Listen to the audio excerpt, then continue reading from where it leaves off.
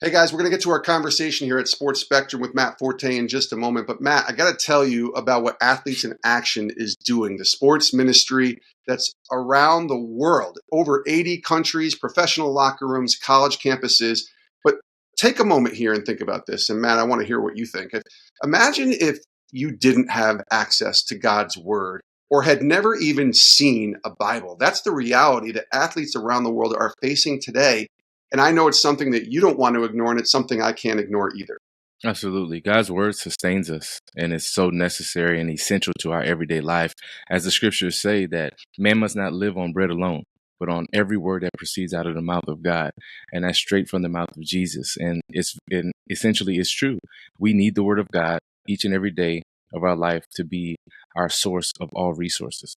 Now, how cool would it be if you and I and everybody listening could do something about it? Well, guess what? Because of our friends at Athletes in Action, you can. And one missionary that works with Athletes in Action actually said, we're desperate for Bibles to hand out to student athletes. There has been a huge demand for physical Bibles. So here's what I would love to see all of you listening do. For just $22 a month, it's really affordable. You can put a Bible in the hands of 3 athletes every single month. When you sign up with a monthly gift, $22, you'll also receive a free copy of the Sports Spectrum Increase 52-week Devo, the devotional that we put out a couple years ago.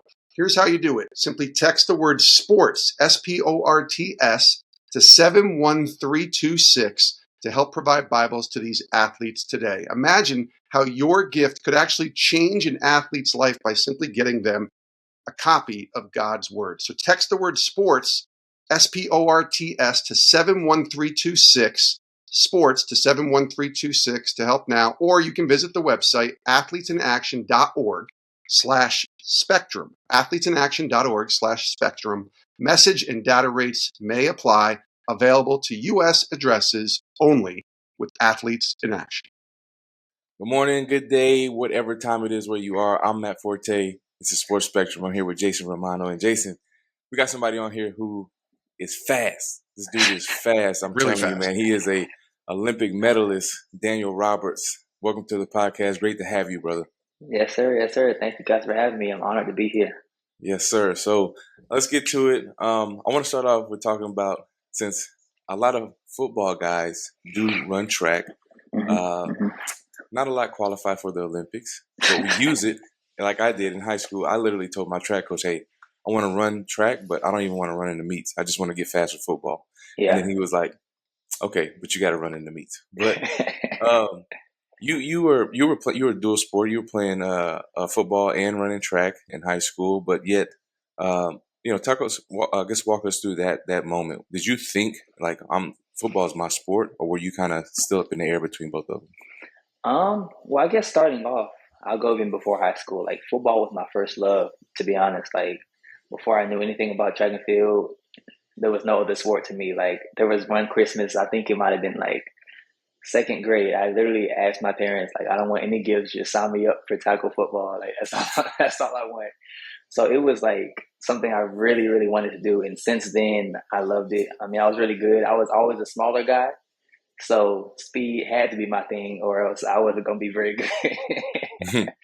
So yeah, just playing from a young age, I loved it. And then I got into track, like organized track. I think it was around 6th grade, was my first year doing that. And I just fell in love, man. Ever since then, I started doing it. I was still doing both, obviously, like we said, still doing both football and a little basketball and track, but track just started to take over. I started to get really good, and I was like, this might be my sport. I don't got to be big. I'm small. I'm fast. Like, it's fit. I don't got to worry about getting hurt, getting hit by these big guys. So it was just more and more, like, the more I thought about it, the more I got into it. No matter what happened, like later in my high school career, I think I still would have chosen track. My dad always tells me I could have been a great defensive back if I wanted to, if I had that mindset, but I definitely did not. So yeah, track for me would have been an option either way, but I had some injuries, and maybe we can talk about that later too. But I had some stuff come up later in high school that made the decision easier for me, to be honest. Yeah, and in 2015, you had a knee injury, I believe, in high school, which was not an injury that anybody wants: ACL, MTL, and PCL. I know I tore my PCL and that was it, but Yeah. to tear all three of them, like sometimes that can be devastating, Yeah. and it derails you. And I think the thing about God is He gives you an opportunity. Like you can look at it with this perspective of I got derailed, or you can look at it like I got rerouted. And I feel like Yeah, your for story sure. is like I got rerouted towards, focusing on something that actually ended up making me be an Olympian. And Yeah. so talk us about that injury and how that process went, because of the, as we talk about a lot of times on this podcast with faith in sports, the mental toil of having to rehab and to get back to, Yeah. am I going to be normal again? Am I going to be, is there the opportunity or the potential to continue to grow and be better after an Yeah. injury so significant? Yeah. No, honestly, that was probably the toughest time in my life. Like coming off of that was after my junior, well, during my junior year, no, after my junior year of track, but it was my senior year of football. So the Mm, fall of my senior year is when that happened. So I ended up not even being able to run track my senior year. And there was so much, even in that aspect, just like my identity was tied up in like, oh, that's the track guy. Like he's super good. Like nationally, like everyone knows like he does track. My dad was the track coach. So that was like my identity was tied up in that. And after the injury happened, it was very, very tough having that taken away in that moment because it was, like I said, that was all I knew. Like it was track, it was sports. Couldn't finish out the football season. So I'm struggling mentally, spiritually, physically. I think I lost like between the surgery and when my freshman year of college, I think I lost like 20 pounds just because I wasn't able to like work out or do anything. I don't know. I never really ate a lot, so it could be a little bit of that too. But it was every aspect of my life was being tested at that time, and it was definitely very tough. Um, but at the same time, like I think my ignorance in how serious the injury was kind of helped because I've heard of people like who have ACL injuries and they come back and playing football, which is a lot more like impact than just running. So I was like, oh, I'll be fine. Like it happened, and then I was just like, okay, whatever we got to do, get to the rehab, and not really knowing that this injury was actually like a lot more than just the ACL. So like you said, it was ACL, LCL, meniscus, and hamstring. Like it was all torn at the same time, one play, one hit, and I had to have two separate surgeries to fix everything. So it was definitely tough, the physical side of it. But once I transitioned and got kind of through the being down and sad the first maybe month or so, and it was just I was able to just lock in and just trust God, trust the process. I knew at the end of the day, like He wanted track and field was my plan, was my purpose, was my path. I'll say maybe not purpose, but it was my path. So I just knew that no matter what, this was gonna be good for me. Like I may not, like you said, I may not. I had those same doubts. Like I don't know if I'll be able to run the same way I would before. I don't know if I'll be the same athlete, but I had to get to a certain point. Was like it's okay if I'm not who I was, but let me just maximize what I can do now mm. and not worry about like, oh, this feels different than it used to, or I run a little different than I used to. It's like that's okay, but just maximize what you can do with it now, and that's kind of where that's kind of what gotten me to this point, to be honest. Yeah, I want to talk about God's grace, because I mean, obviously, we got 2024 100-meter hurdle silver medalist that we're talking to right here. So obviously, God had plans for you Yeah, in that, and He works all things for His good, right, and for the good of yes, His sir. plan that He has for us. But I want to talk about God's grace in those moments because it's almost like a David moment, like when he's writing those psalms and he's being attacked, and King Saul and his own people Yeah, are after him. There's kind of a sadness to it. Like he's like, yeah, I'm surrounded on all sides. Like, but God allows him to bear his heart. Yet it's almost like in all of those psalms, he comes back at the end. Is like, but God is faithful. But yeah. God is my protector, and he like has this confidence in him. How did that process go with you when you were like able to see? I guess what did you learn in that dark moment where you were like, it's really dark right now, God. I don't know. I don't know what's on the other side. And then there's that little inkling of light. Like, I think he has this for me. Yeah, I think I've had multiple moments in my life where it's kind of I mean, like you said, you put it so well. Like it's really the grace of God, even though it allowed, like through my point of view, it's something so painful. Like I would never imagine or plan this for myself. But it's like the grace of God to allow me to go through that so I could see myself for where I was at. Like I was saying, at that point, like my whole identity was in the wrong place. Like it was sports. That was it. It wasn't, it wasn't God.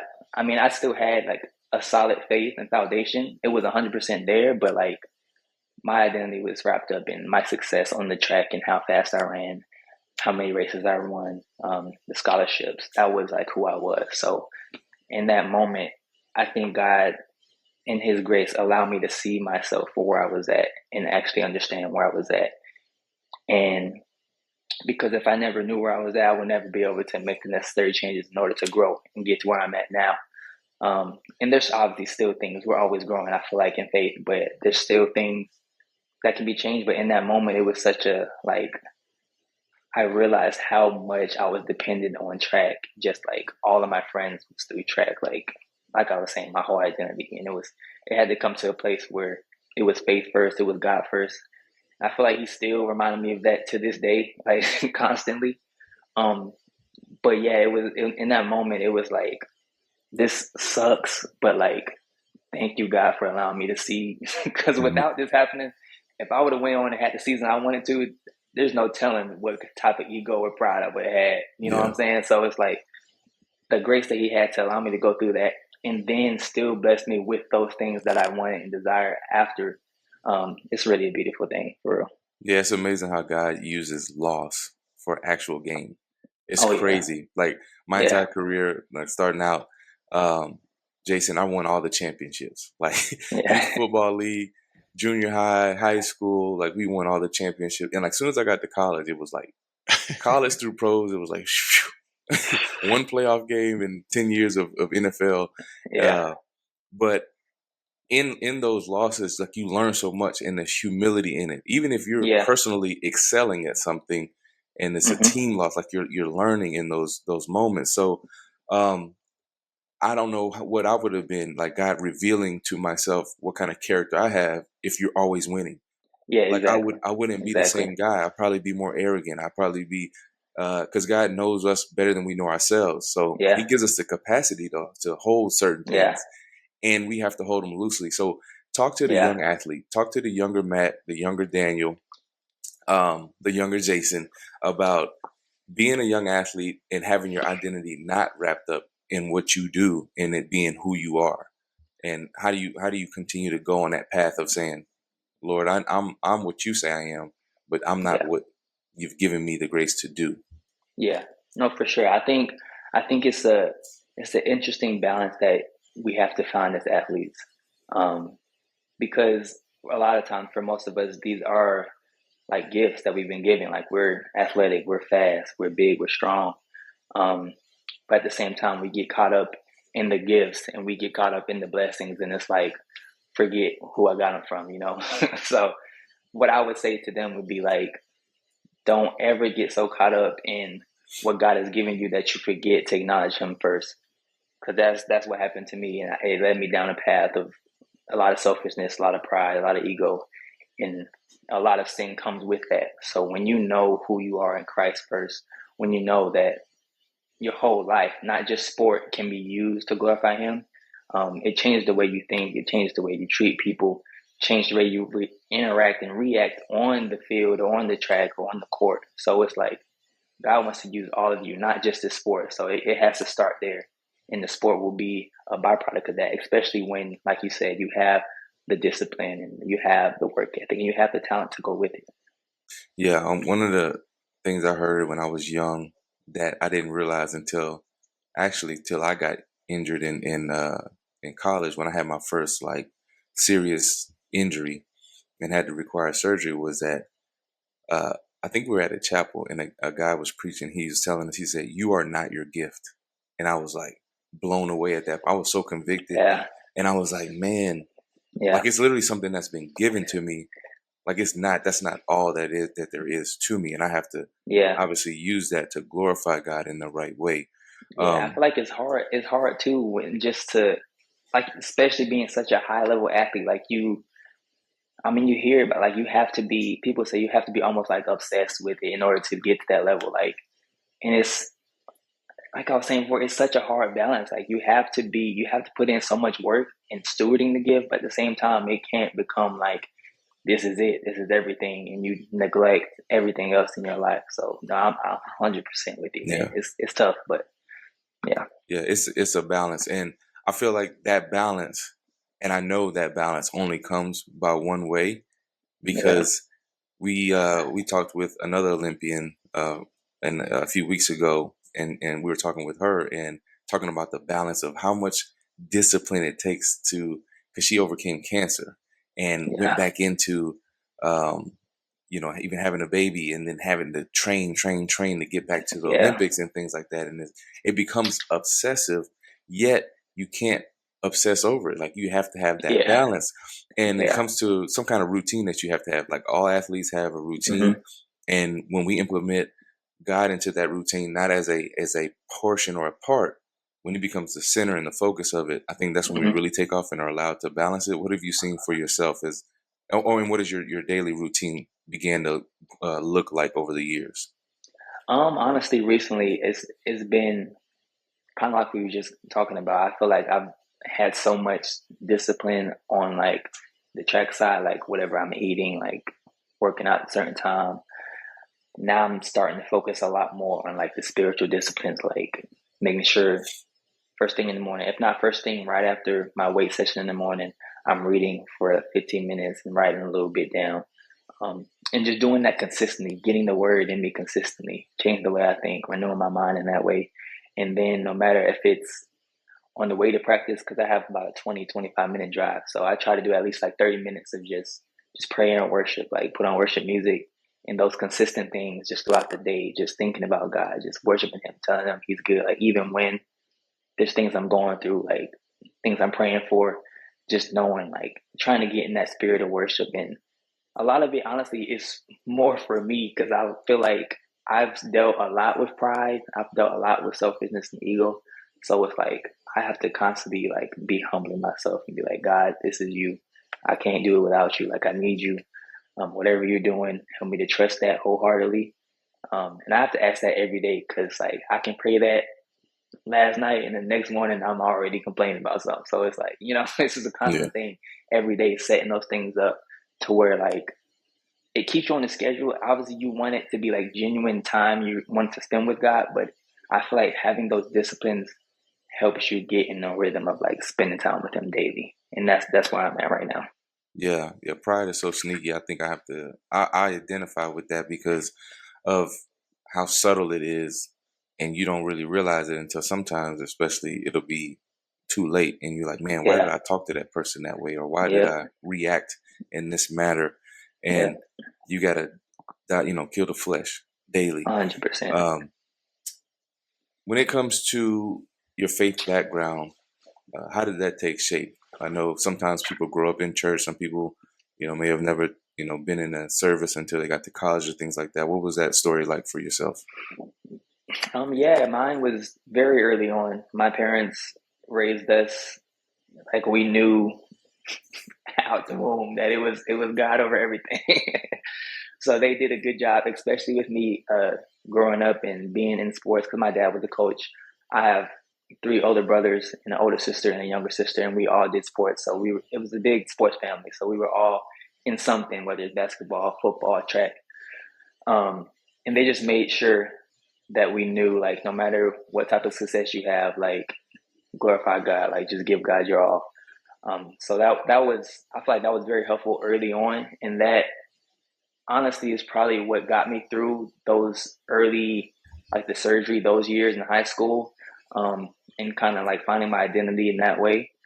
That early foundation of faith that I just had from going to church every Sunday, Wednesday, um, being in the choir, like just being at church, being around the environment, being in everything. I feel like honestly, that again, I feel like to me is the grace of God because I don't know if without that, my life would look nearly how it does, to be honest, right now. Yeah, yeah. That foundation of faith is so important. it reminds me of how, as a father, I try to instill that in my kids, because it was same Yeah. thing, the legacy of faith that my grandfather carried, and probably went beyond him. But I know my grandfather was a pastor, and my dad came down and came to him, but he wasn't a pastor, but he passed it down to us. And Yeah. it's important to have that foundation of that, even if it's 100%. superficial at first. Like I went to church, I Yeah. thought it was a good luck charm. I'm like, I'm showing up to chapels on Friday, like being 100% honest. I'm showing up to chapel on Friday morning, like, hey, I'm here literally because they got breakfast, and tonight we got a game. So, God, you see me? Like, I'm at chapel. I'm Like, here. I'm you here. know, Yeah. I'm here. No, I I'm feel here. that for You sure. know. So, I wanted to ask you, what's the biggest difference about knowing about God and knowing God? Because there's a big difference in those Yeah. two statements. Yeah. I feel like with that question, the first thing that comes to mind is in the Bible when you read, I don't know where it is exactly, but it's when essentially I think Jesus is saying, like, people will come to God and say, then we do all these things. And he says, depart from me, for I never knew you. And it's like reading it, like it's crazy to think about, but at the same time, it's like all he wants is a relationship. Like he just wants to know you. He wants to know you and wants you to know him. And we try to put all these other things, like you got to go to church, you got to do this, you got to do that, you got to speak the right way. And it's like God just wants that relationship with you, man. So once you have a relationship, it's totally different than just knowing who God is or knowing of God. Because I mean, even the demons know God. Yeah. They know who God is. Yep. That don't mean they getting in. So yeah, it's definitely a big difference. I think that relationship is key. It's important, but I think it a lot of times is overlooked. Just like it's hard to kind of think of it as that because you're not like looking at a physical being. But I think for me, that is the simplest way for me to look at it and just to come at it naturally and not try to put all these rules and traditions and things on it, but just come to it like I just want to know God the best way that I know how to. Yeah. It's so unique. You know, when you talk about, that's the only word I can come up with that, you know, can even give us the, you know, to fathom what that's like or what it's about to sure. know and love God, because, you know, we see people each and every day, and there's people that we love. There's people that aren't so lovable. That's hard to love. And yet, as the verse that I like, it's in the New Testament that convicts me a lot, is like, how can you say you love God who you've never seen and not love your neighbor who you see? And it requires a daily attitude of submission to, like, God, I want to be close. I want your presence more than the presents with a T that you give around, like that you give gifts. And I think that's an important thing that we have to think about when it comes towards our life. Like literally to be known. Everybody wants that, right? Yeah. Everybody in some way, in some form or fashion, until we really realize like God knows you more because he made you more than you know yourself. Like we want to be known. We want to post on Instagram, like, check this out, for people to know this about you. Or you tell people certain things to, like, I want them to know this about me. But God is the self-revealing God. So in that, he reveals all these things to us. And I want to talk about, you know, quick shift here, you being an Olympian, and you know, when you first qualified in 2020, right? That was your first time qualifying for the Olympics and being in the games. What was that feeling like? Because I know from experience when I got drafted, I hadn't done anything. I just qualified to be in the NFL. And it was an excitement, but at the same time, it was kind of realization, like, okay, I made it, but I didn't like make it yet, really. Yeah, no, that was a crazy feeling.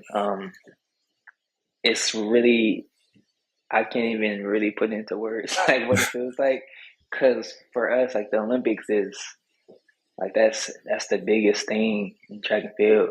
Like that's like your team making the Super Bowl for the first time. Like it's like that's the biggest thing there is. Like there's nothing else above that for track and field. So making that team, being able to say I'm an Olympian, like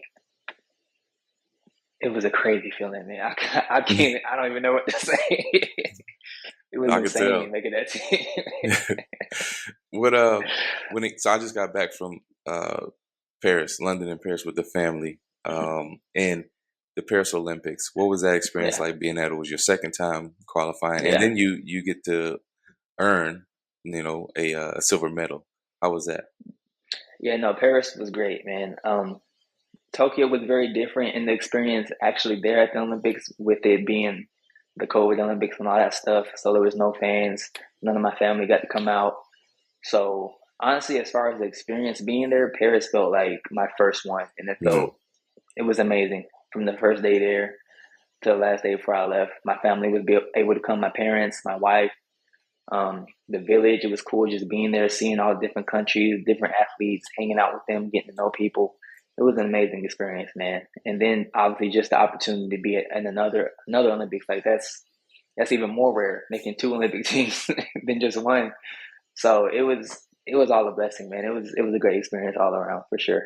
yeah, and I know from being a former pro athlete and being in spaces like that that there's always something that God is, kind of dual purpose. Like I'm there to perform and to use the gifts that God has given me, but at the same time to witness to people. Hmm. What was that like being at the Olympics with so many different nationalities and nations being represented and people everywhere? Like, what was the faith aspect like being there, and like, is God calling me to talk to this person or to meet this person or, this group of people? Because it can be overwhelming a little bit at first, Yeah, probably.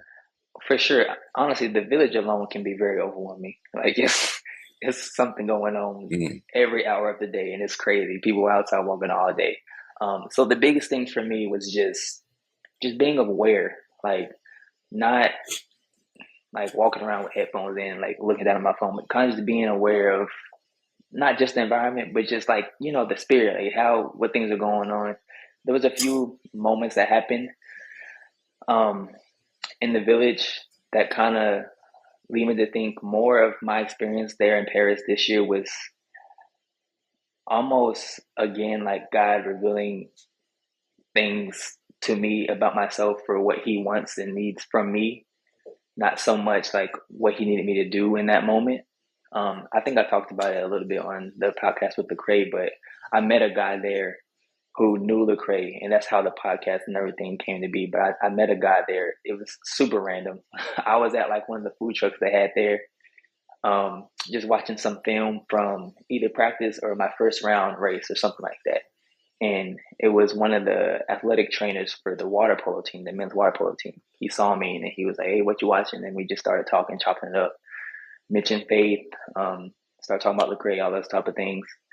So then throughout, I think it might have been just that week, we kind of would see each other and talk. Um, and then there was one time I like grabbed him and I just asked if he can pray for me because I was feeling pretty anxious about like the coming up race.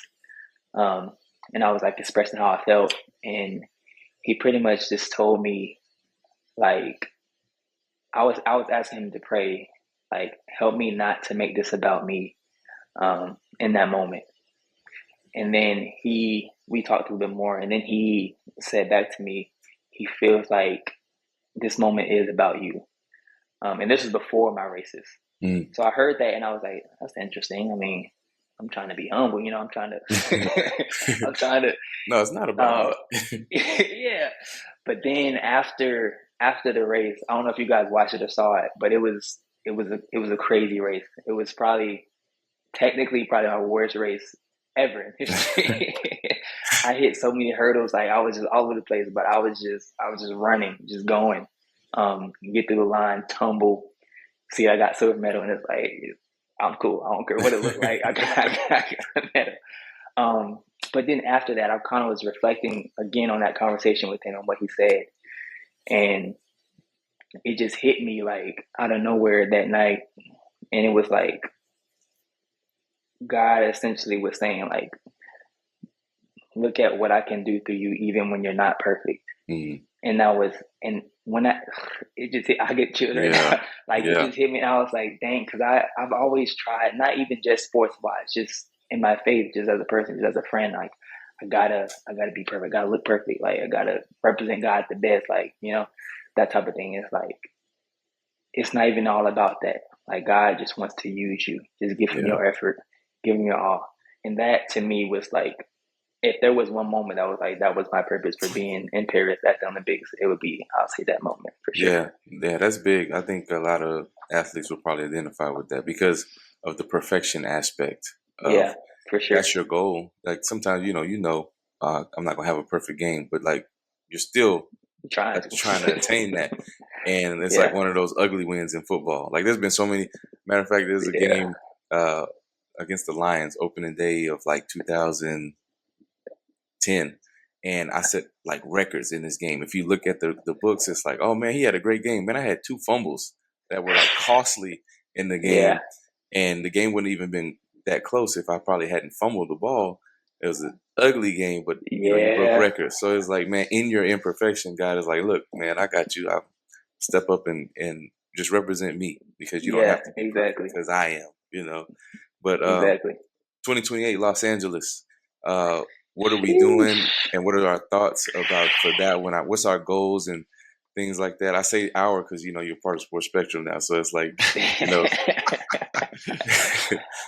2028, man. I mean, 100%. I'm planning on trying out for that team and making that team in some years. I'll be, I think, 31 then. So that's, for track and field, that's like definitely a bet at that point, but it's not at all like out of reach. It's not like unheard of. My coach, it's not Alan like Johnson, football. It's not like running backs. You hit 30, they're like, you old.